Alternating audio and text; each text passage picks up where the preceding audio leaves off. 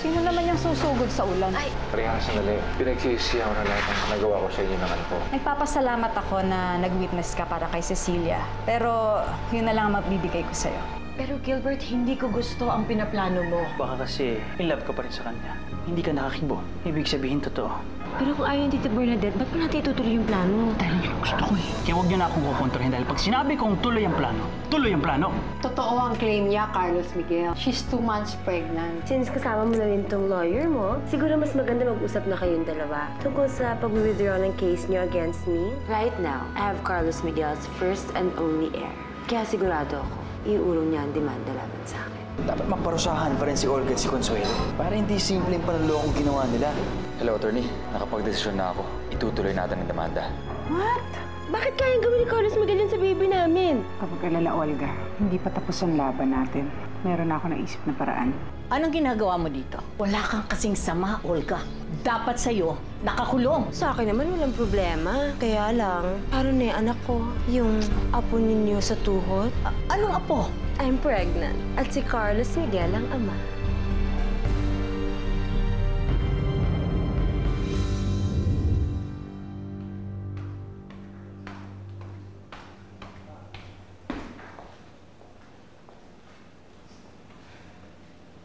Alam mo, ganyan na ganyan ang itsura ni Gilbert kanina. May problema ba? Hey, wala. Madami lang kami ginagawa sa opisina. Oh, yun naman pala eh. Bakit umalis ka pa dun sa opisina? Lalong tatambak yung trabaho mo niyan. No, break time naman namin eh. So, naghanap lang ako ng inspiration. Kaya syempre, dito muna ako pumunta. Talaga? Yes. Dapat nadala ka na lang ng gitara para habang tumututo ka ng love songs, kakantahan kita. So, kantahan pala yung gusto mo, ah. Alam mo, meron akong mga -1 dito sa phone ko. Mga favorite love songs natin. Ganon? So, ako yung magpapatugtog at ikaw yung kakanta. O, game? Ayoko, di ako. Hindi, okay lang yan. Talaga, ilang songs ba meron dyan? Oh.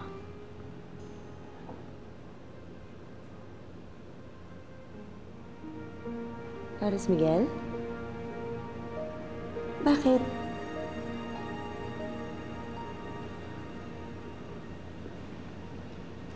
Cecilia,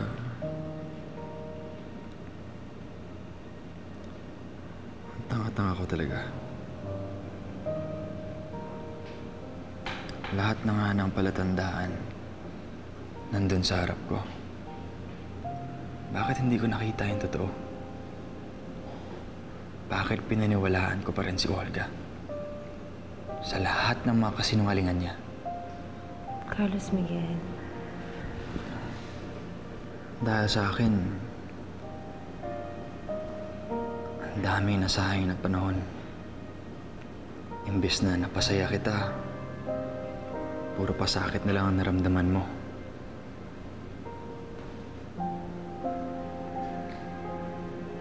Cecilia, I'm sorry. I'm so sorry. Ang laki ng ginawa kong pagkakamali. Sana patawarin mo ako sa bawat minuto na nagdusa ka. At pangako ko ngayon, hindi na ako magkakamali. I'm so sorry. Can you forgive me?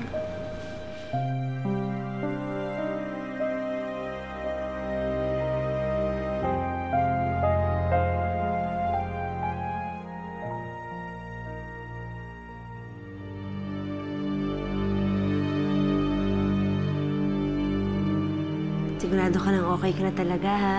Yes. Yes. Okay na ako. But just remember, may dinner date pa tayo mamaya. Sigurado ka dyan, ha? Oo naman! Okay? Okay, I'll see you later. Love you. Ano yun? I love you. I love you too. Mamaya, ha? Ingat ka, ha? Bye. Tara. Hatid na kita.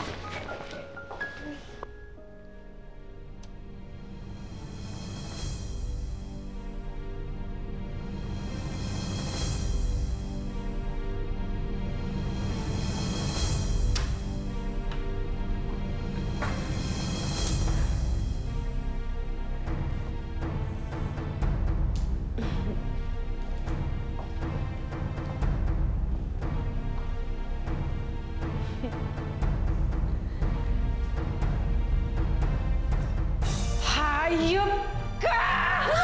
Babae ka! Layan mo si Carlos Miguel! Layan mo si Carlos Miguel! Di ba sinabi ko sa'yo, layan mo siya? Si Carlos Miguel! Layan mo siya! Layan mo siya! Di ba sinabi ko sa'yo? Layan mo siya!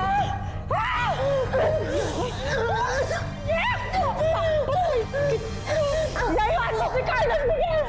Walang hiya ka, babae ka! Layan mo siya! Bitawan mo si Cecilia. Walang hiya! Walang hiya ka! Walang hiya ka! Babae ka, babae ka! Walang hiya! Stop it! Stop it!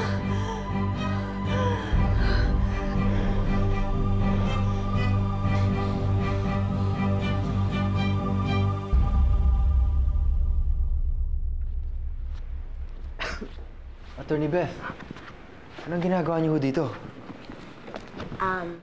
Pinatawag ako ng lola mo. May problema ba? No, not really. Alam ko na ang tungkol sa pagbubuntis ni Olga Villavicer. Sinabi niya sa akin mismo kanina. Pinuntahan ka niya? Oo. And I'm so disappointed in you. Hindi ko gusto ang naging reaksyon mo sa magiging apo ko. Carlos Miguel, hanggat nabubuhay ako, walang Altamonte ang pwedeng ipanganak sa loob ng kulungan. Kaya iuurong mo lahat ng demandang nakahain laban kay Olga Villavicer. Ngayon din.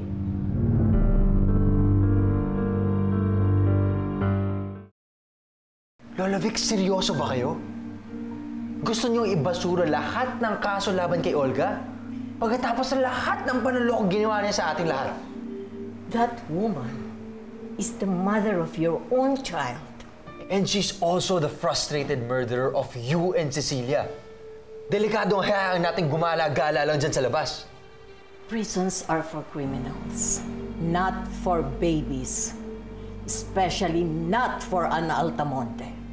Kaya hindi natin dapat pabayaang basta na lang magiging apo ko. Lola Vic, hindi ko naman tatalikuran ang responsibilidad ko sa anak ko. I already spoke to attorney. Pag nanganak si Olga, kukunin ko ang anak... Sinabi ko na sa'yo, hanggat nabubuhay ako, wala kahit isang Altamonte ang pwedeng ipanganak sa loob ng kulungan. Lola Vic, please, try to understand. Enough! Attorney! Yes, Doña Victoria. Gawin mo agad ang pinagagawa ko sa'yo. Within today, kailangang wala kahit isang kaso o demanda na nakahain laban kay Olga Villavicer. Doña Victoria, with all due respect, I only handle cases that are ours. Pero yung kay Cecilia, hindi ko po pwedeng pakailaman yon. Si Carlos Miguel ang mag-uutos sa kanya para gawin ang gusto ko.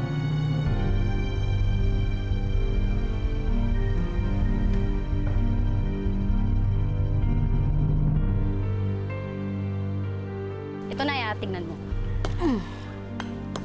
Tsaka, Nay, alam mo, lahat ng pakitang tao na regalo na binigay niya, ayan, siniga ko na lahat. Baka mamaya may kasama pa yung malas yung mga binigay niya sa akin. Eh, ito. Di ba bigay niya to? Di ba? Wag muna to, Nay. Kasi dapat isisiga ko na rin to. Dapat susunugin ko na rin. Kaya lang yung kapitbahay natin, si Aling Fria, bibili niya daw po to ng 500. Sayang naman, di ba? Tsaka okay na yun sa kanya mapunta yung malas ni Olga kasi masungit minsan yun. Tsaka lagi niya din dumaan yung bahay ko. Diba? Ikaw talaga. Nako, pero alam mo, mabuti na lang talaga nakasuhan yung magkapatid na yun. Kahit paano, di ba? Wala nang mag-aagrabyado sa atin. Naku, Nay, alam mo sa totoo lang, kapag nakulong talaga yung dalawang yun, magtatatalon ako sa korte at hindi lang yun, magtatumbling pa ako. Pag ginawa mo yan, hindi kita pipigilan. Talaga na po. Mission accomplished, ate. Iaatras na ni Lola Vic ang demanda laban sa atin. Against you or pati sa akin ba? Oo nga! Laban sa ating dalawa. Siyempre, automatic na yun, ate, no? Lahat naman ng demanda eh. Magkasama tayong dalawa. That's good to hear. I wonder kung anong itsura ni Doña Victoria nung sinabi mo na buntis ka at si Carlos Miguel ang ama.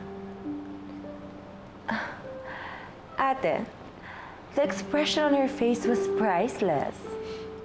Unlike Tito Ricardo's, na parang walang pakialam na magkakaroon siya ng apo.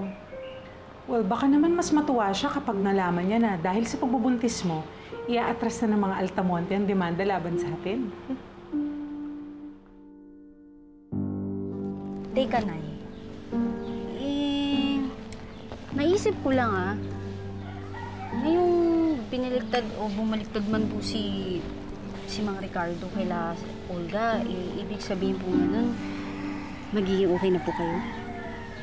Ewan ko, Esme. Kahit naman kinampihan na niya si Cecilia, hindi pa rin maalis sa isip ko na nakiparte siya sa pagplano sa pagpatay ng isang inosenteng tao. Kahit na anak niya o hindi si Cecilia, di ba? Ganun pa rin yun.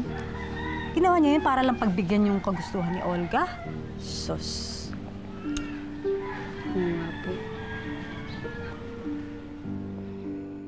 You heard it right, Tito Ricardo. Pretty soon we'll be scot-free. And it's all because of this little Altamonte here. Hindi nila dapat iurong ang demanda. Maling-mali yun.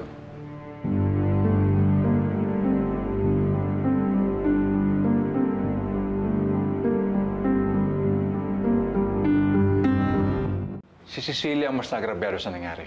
Hindi ang mga Altamonte. Kaya hindi lang tama na iurong lang demanda. Unfair yun sa anak ko. Alam mo, Tito Ricardo, nakakainis ka na eh. Habang inaalagaan ka namin, binubuhay, pinapakain, wala kang ibang bulakang bibig kundi Cecilia, Cecilia, Cecilia, nakakarindi! Alam mo, tama si Olga. Matagal ka na nakikinabang sa amin. Kaya dapat ang loyalty mo nasa amin lang. Or else, you stop being a useless parasite at tigilan mo na ang pakikinabang sa pera ng mga Villabecer. Huwag mo akong pinagmumukha na perang hinabol ko sa mama mo. Hindi pulubi yung pamilyang pinanggalingan ko. Kaya akong mabuhay mag-isa. Hindi ko kailangan ng pera nyo. Now you pack your things and get out of this house! Now! Get out!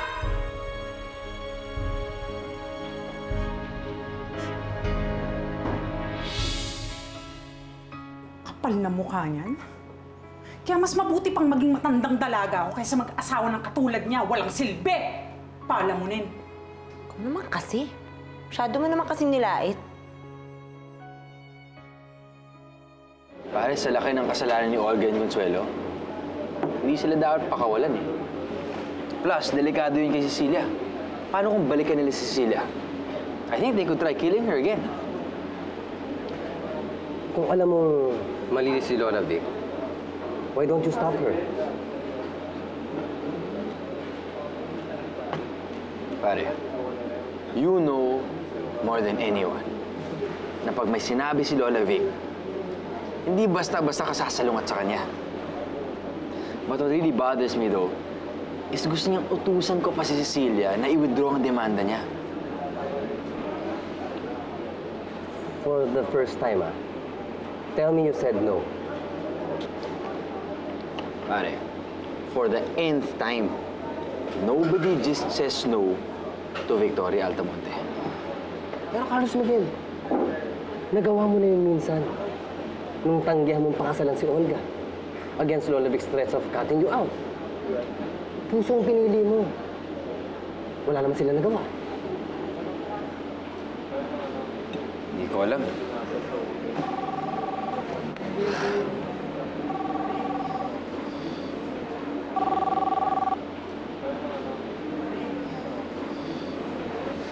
Hello, Cecilia? Carlos Miguel? Oh, bakit ka umiiyak?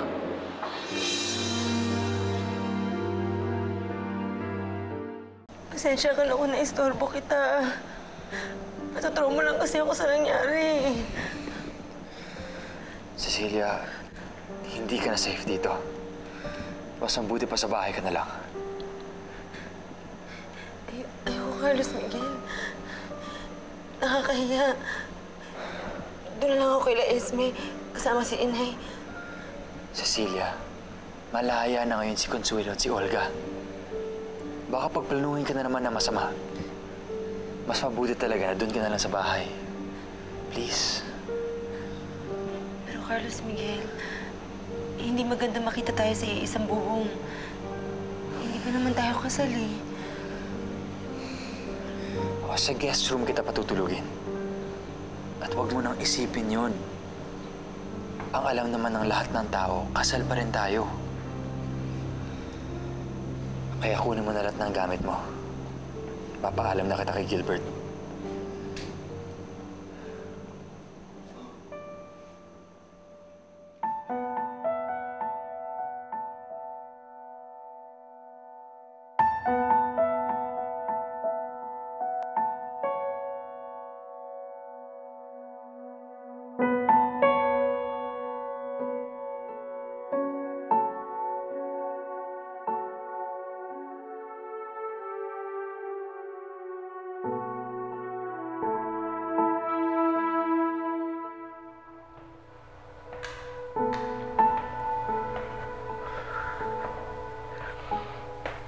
Carlos Miguel.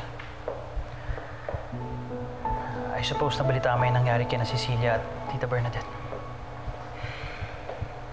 Kung alam ko lang na nandito ang tita mo, inuwi ko na agad si Cecilia. Bakit? Na-foresee mo ba beforehand na may mangyayaring ganito kung sakaling magkaharap silang dalawa?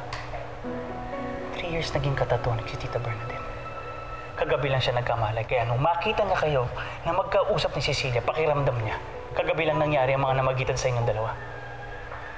Nung tumalon siya from the rooftop. Now, about that, I'm sorry. Natin pag-usapan yan. Kung talagang gusto mong kunin si Cecilia, naiintindihan ko. Masaya na rin ako na naging parte ako sa pagkakaroon ninyo ng happy ending. But before you guys go, I just need a favor. Let me talk to Cecilia first. Sure. Tatawagan ko muna siya. No. I want to talk to her in private.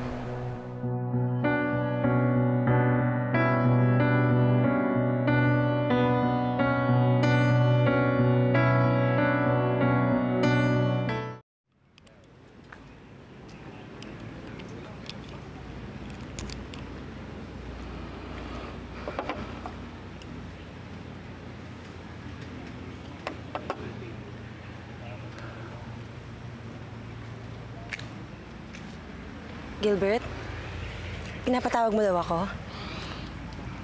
Oo. Alam mo, maganda ngayon pa lang. Mas mabuti siguro na kay Carlos Miguel ka na tumira. Para oras-oras, araw-araw, magiging magkasama kayo. At kapag nasanay na siya, mas masakit kapag nawala ka. Ano ibig mo sabihin? Tuloy pa rin ang plano natin. Hindi ka sisipot sa kasal ni Carlos Miguel. Pagkatapos mo siya dalhin sa paraiso, gagawin mo yung impyerno ang buhay niya. Alam ko naman na hindi ka tatalikod sa plano natin.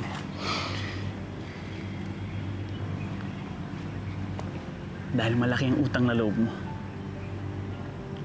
Alam mo,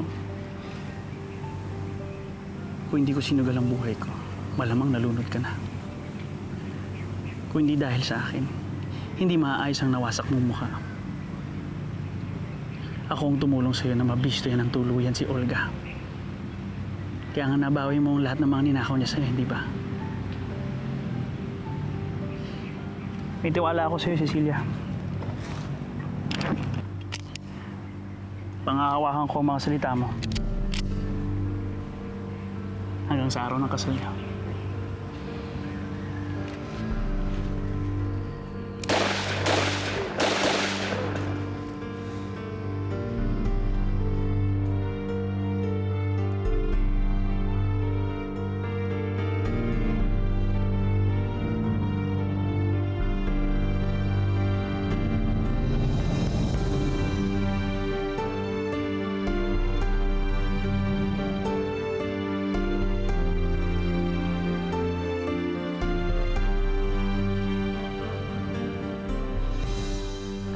mga maletang inakyat nila? Meron ba tayong bisita? Kay Cecilia po yun.